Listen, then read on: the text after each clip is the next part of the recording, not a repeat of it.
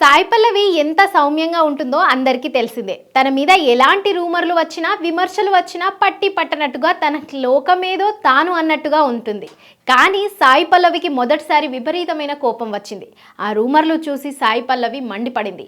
ఇంకోసారి రాస్తే లీగల్ చర్యలు తీసుకుంటాను అని మాస్ వార్నింగ్ ఇచ్చింది.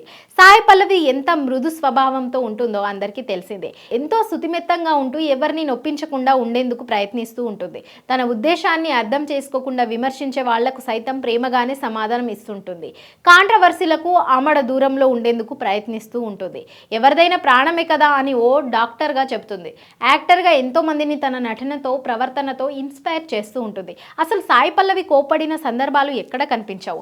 ఆమె ఎక్కడ కనిపించినా నిండైన కట్టుతో, నిండైన ముఖార విందంతో కనిపిస్తూ ఉంటుంది. అలాంటి సాయి పల్లవి తాజాగా మాటల్లోనే తన ఉగ్ర రూపాన్ని చూపించింది. తమిళ్లో ఓ మీడియా సంస్థ సాయి పల్లవి మీద ఓ రూమర్ రాసుకొచ్చింది. వాటిని చూసి సాయి పల్లవికి చిర్రెత్తుకొచ్చింది. ఇలాంటివి ఇంకోసారి రాస్తే మామూలుగా ఉండదు, లీగల్ యాక్షన్ ను ఎదుర్కోవాల్సి ఉంటుంది అంటూ సాయి పల్లవి మాస్ వార్నింగ్ ఇచ్చింది. అసలు సదరు సంస్థ ఏం రాసింది, సాయి పల్లవి ఎందుకు ఇంతలా రియాక్ట్ అయింది అన్నది ఓసారి చూద్దాం. సాయి పల్లవి చిన్నతనం నుంచే వెజిటేరియన్ అన్న సంగతి తెలిసిందే. బయటి పదార్థాలు కూడా ఎక్కువగా తినదు.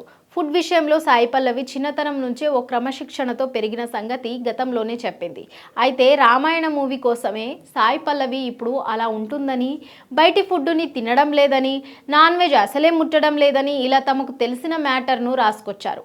కేవలం రామాయణం సినిమాలో నటిస్తుంది కాబట్టే అలా చేస్తుందనే మీనింగ్ అందులో ఉంది. అందుకే సాయి పల్లవి తీవ్ర స్థాయిలో మండిపడింది.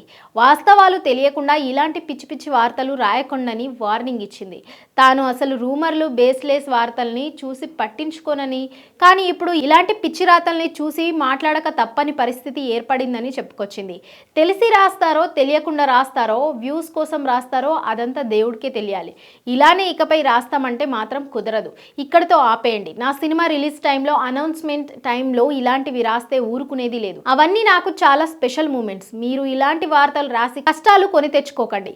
ఇదే చివరి ఛాన్స్. నెక్స్ట్ లీగల్ నోటీసులు పంపిస్తాను అంటూ మాస్ వార్నింగ్ ఇచ్చింది సాయి పల్లవి.